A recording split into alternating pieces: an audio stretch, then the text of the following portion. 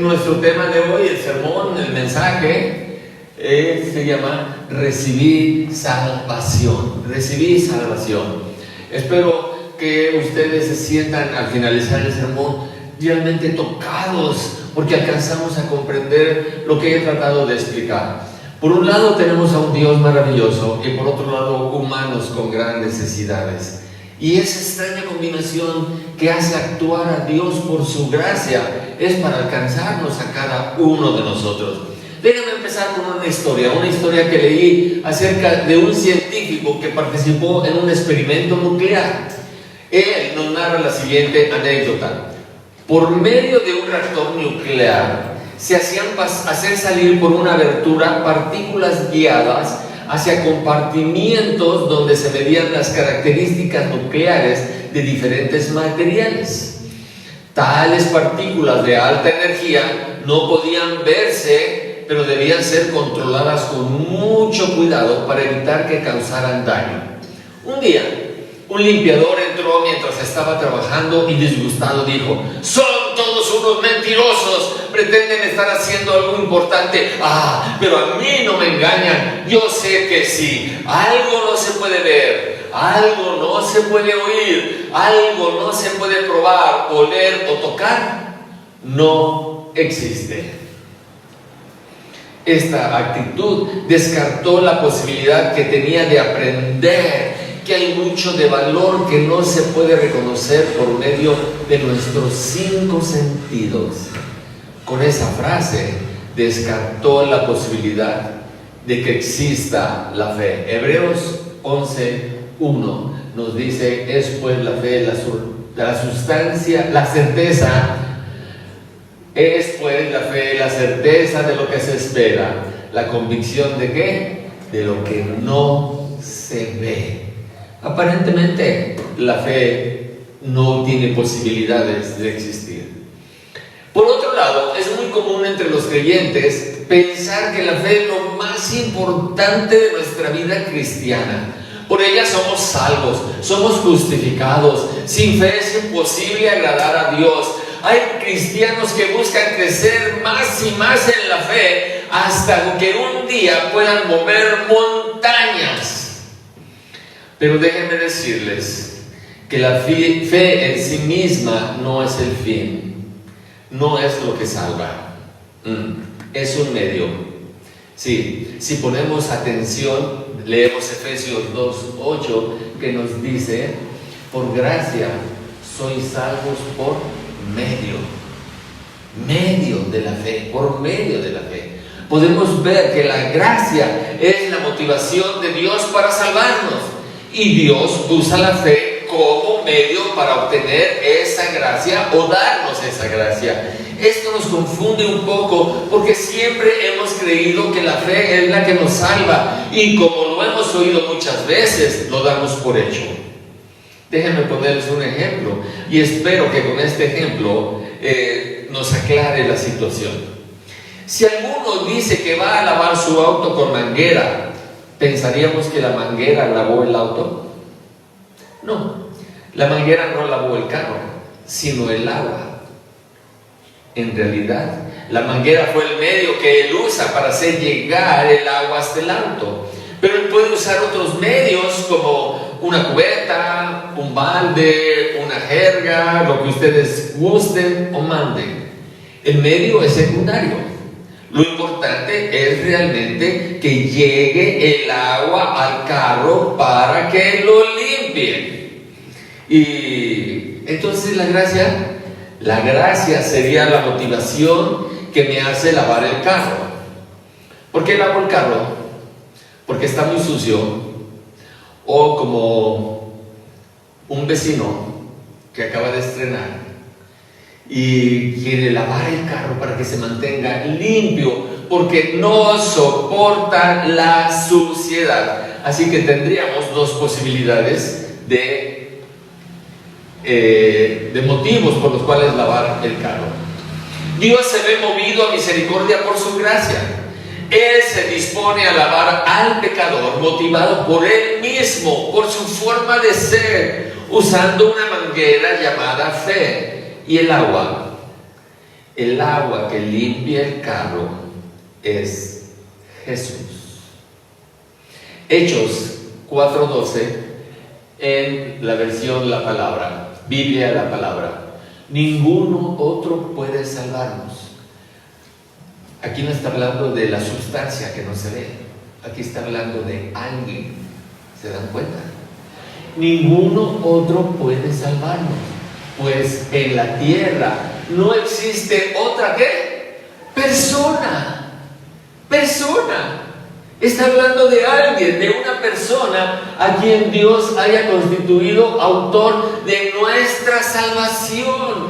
Entonces, contra nuestro paradigma de que la fe es la que nos salva, no, la fe es el medio por el cual nosotros llegamos a conocer a Jesucristo, que es quien nos salva. Entonces podemos concluir que Dios es motivado por su forma de ser a decidir limpiar el carro. Gracia. Una manguera es el medio que Él usa. Fe. Para que el agua llegue hasta el carro. Jesús. Y quedamos limpios, salvos, tú y yo. Y lo mismo sucede con la justificación. Sabemos que somos justificados por la fe.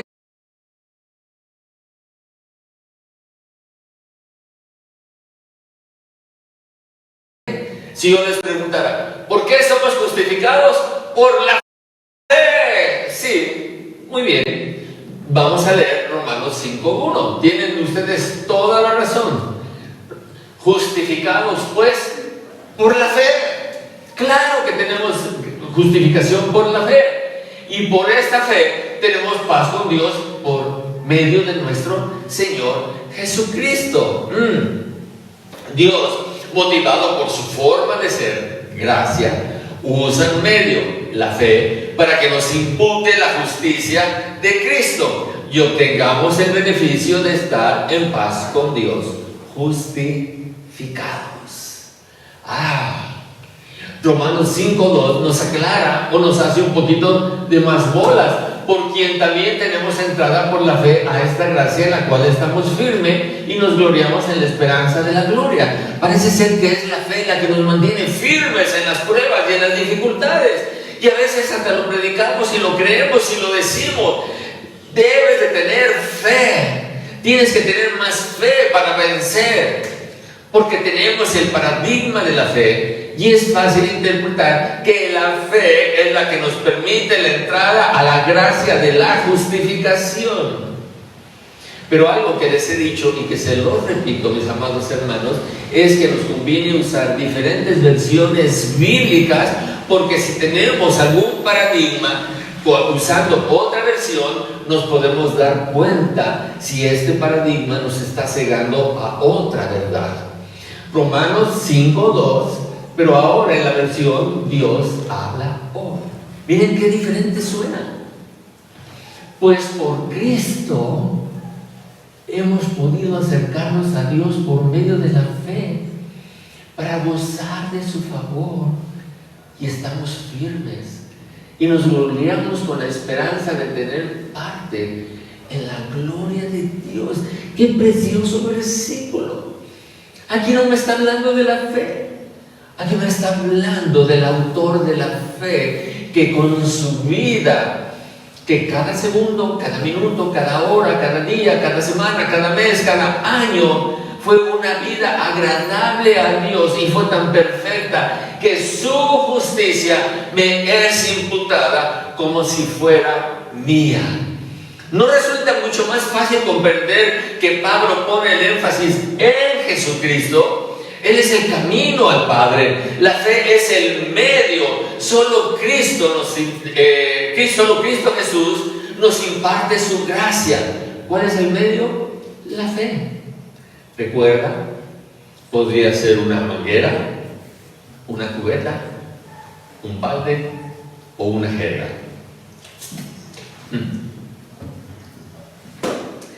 El medio que Dios usa podría ser indistinto. Mateo nos cuenta la historia de una mujer enferma que hace esta reflexión. Marcos 5:28. si tocare tan solamente su manto, seré salva. Sabemos que la mujer sanó en el momento de tocar la vestidura de Jesús, ¿cierto? ¿Están de acuerdo? La mujer sanó en el momento de tocar la vestidura de Jesús. Eso lo sabemos. Pero surge una pregunta. ¿Qué sanó a la mujer? ¿El manto milagroso de Jesús? Entonces, ¿es válida la fe en la rosa, el agua, los pañuelos, las mascadas o en nuestro dinero? Jesús le dice a la mujer en Marcos 5:34, hija, tu fe te ha hecho salva. Ya veo, hermano, cómo la fe es lo que salva a las personas. Su fe es la que le ha dado entrada a esta gracia salvadora. Pero insistimos, ¿fe en qué? Algo que tenemos que entender es que la fe no sana o salva por sí sola. Hermano, déjame desilusionarte. La fe no sana o salva por sí sola. La fe no salva o sana por sí sola. La fe no sana o salva por sí sola. No lo hace. Podríamos tener mucha fe en un ídolo, o en la persona equivocada, o en un objeto. Y esto no nos acercaría ni 1 milímetro a Dios. ¿Sabes cuándo vino la mujer a Jesús, a buscar a Jesús? Según Marcos 5:27 nos dice, cuando oyó hablar de el manto milagroso de Jesús. Cuando oyó hablar de la saliva milagrosa de Jesús. No. ¿Cuándo vino a Jesús? Cuando oyó hablar de Jesús. Vino por detrás entre la multitud y tocó su manto. ¿Cuándo vino a Jesús? ¿Cuando escuchó de Jesús o cuando escuchó del manto? Porque muchos han intentado usar este incidente para justificar su confianza en las reliquias. Tú puedes leer la historia y ver cómo la mujer era testigo de que muchos enfermos apretaban y oprimían a Jesús. Ella podía ver que nadie de estos que estaban tocando el manto de Jesús sanaba. Ninguno sanaba. El manto no tenía poder sanador en sí mismo. Ella no podía ver. Por eso es que cuando la tocó y Jesús dice, ¿quién me tocó? Pedro dice, ay Señor, todos te están apretando. Pero es que alguien me tocó. ¿Por qué Jesús no dijo, alguien tocó mi manto? No, porque la fe no estaba en el manto. La mujer no tenía o no era movida por una actitud mística o metafísica de tocar el manto. Más bien, ella respondía a una ley levítica de impureza ceremonial por su estado de salud. Ella no podía tocar a nadie porque entraba en una impureza ceremonial. Ella solamente quería tocar la orillita del manto de Jesús para no contaminar a Jesús. Pero Jesús, que conoce los corazones de los hombres, ¿recuerdan cómo reaccionó Jesús ante este toque? Lucas 8:45 nos dice, Jesús les dijo, ¿quién es el que me ha tocado?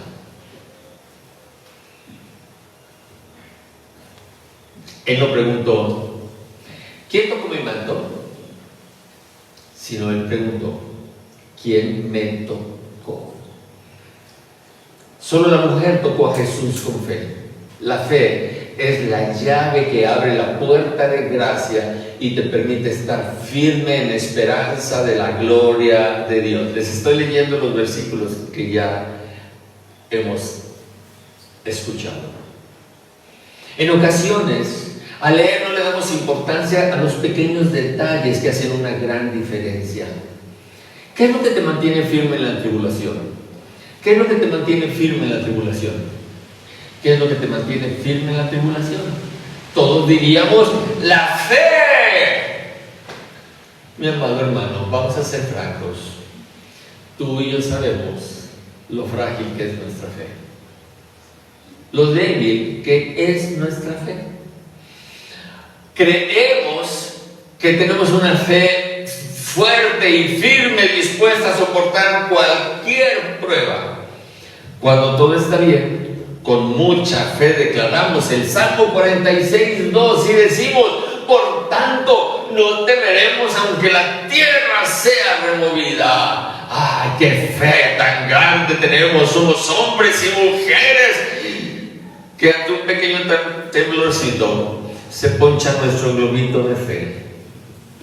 Gracias a Dios que el contexto de este salmo no habla de la fe, no habla de ti, no habla de tu devoción, no habla de tu carácter, del gran carácter que tú tienes, no habla de tus cualidades espirituales, que es lo que conmueve a Dios y lo hace actuar a tu favor. ¿Quieres ver el contexto del Salmo 46:2?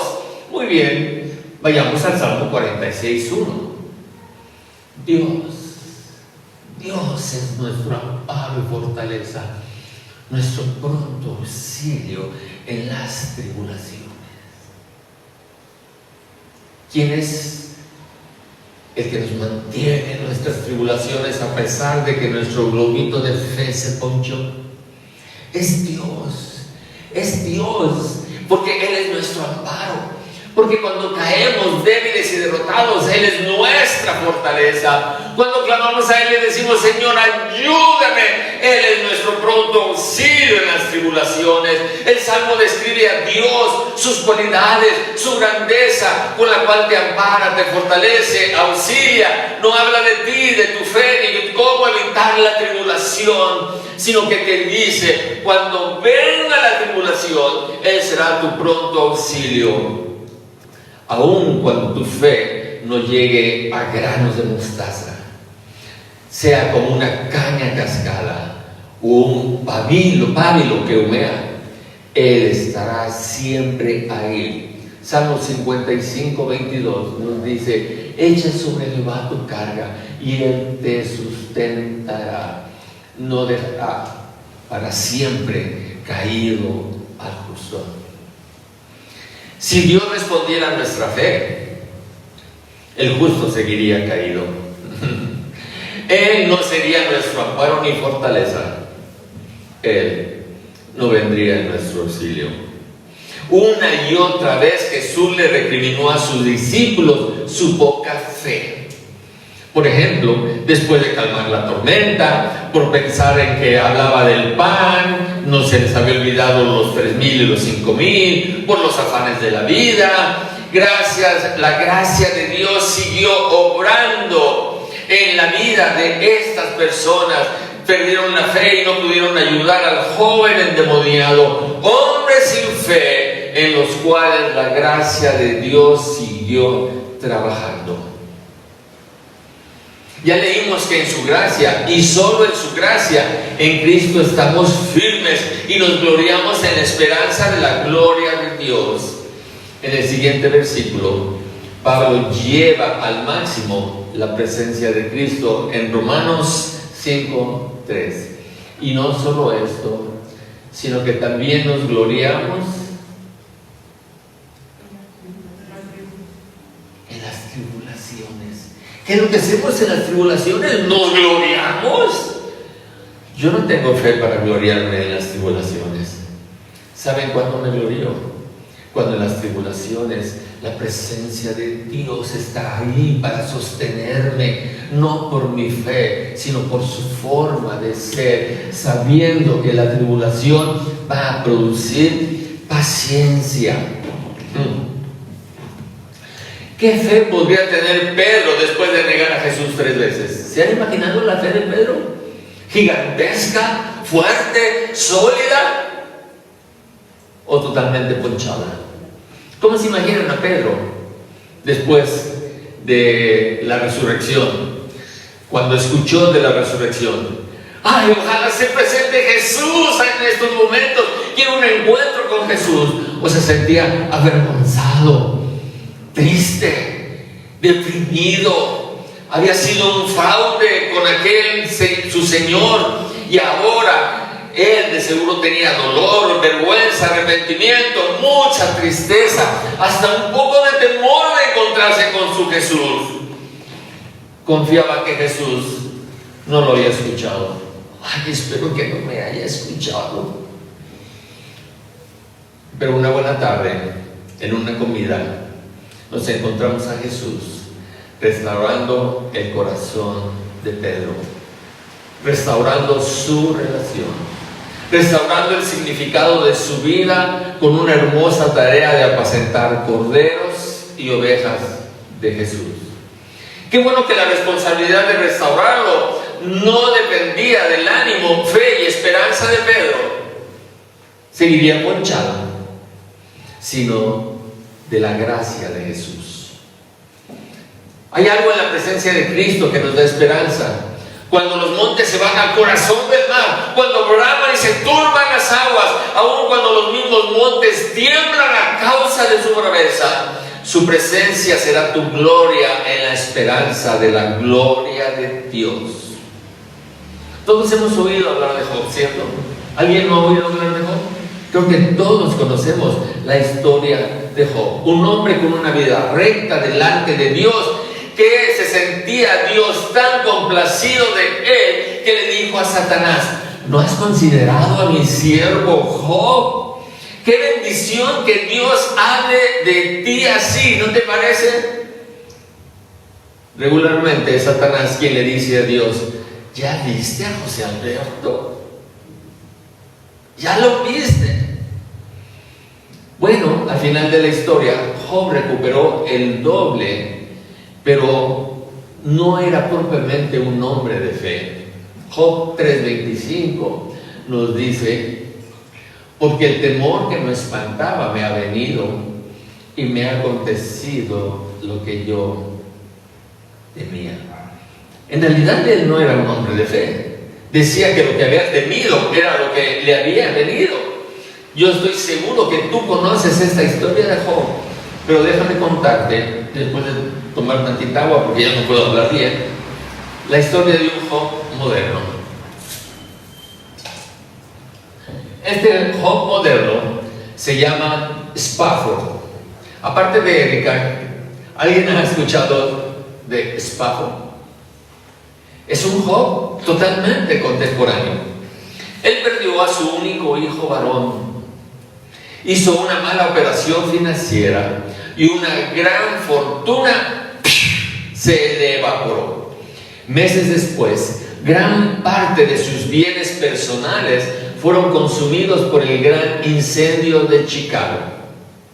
Así que después de pasar por unas pruebas muy difíciles, de perder su ánimo y las ganas de vivir, él decide, para descansar, hacer un viaje con su esposa y sus 4 hijas. El que murió era el único hijo varón. Sus 4 hijas iban a ir a Europa para visitar a la familia y para descansar.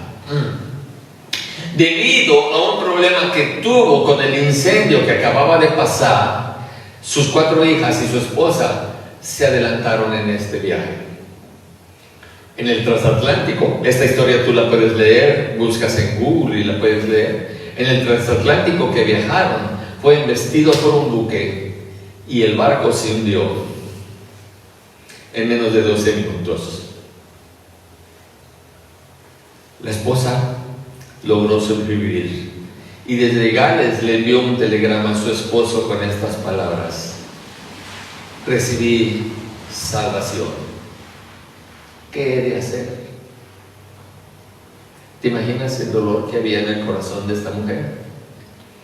¿Te imaginas el dolor que había en el corazón de este hombre? Así que Spafford tomó el primer barco y viajó para encontrarse con su esposa. Como era una ruta marítima, su barco tuvo que pasar por encima de donde estaba el transatlántico hundido. Así que cuando llegaron al sitio exacto, el capitán le dijo: aquí está el barco hundido. Y Spafford pensó en sus 4 hijas. ¿Qué hizo este hombre? bajó a su camarote, le abrió su corazón a Dios, el único que lo podría consolar. ¿Les gustaría escuchar lo que le dijo a Dios? ¿Les gustaría escuchar lo que le dijo a Dios? ¿Te gustaría escuchar un corazón dolido que ha perdido a sus 4 hijas en un hundimiento, a su hijo en una enfermedad, a un mal negocio que lo pierde casi todo y un incendio que le arrebató casi toda su fortuna? Esto es lo que escribió este hombre.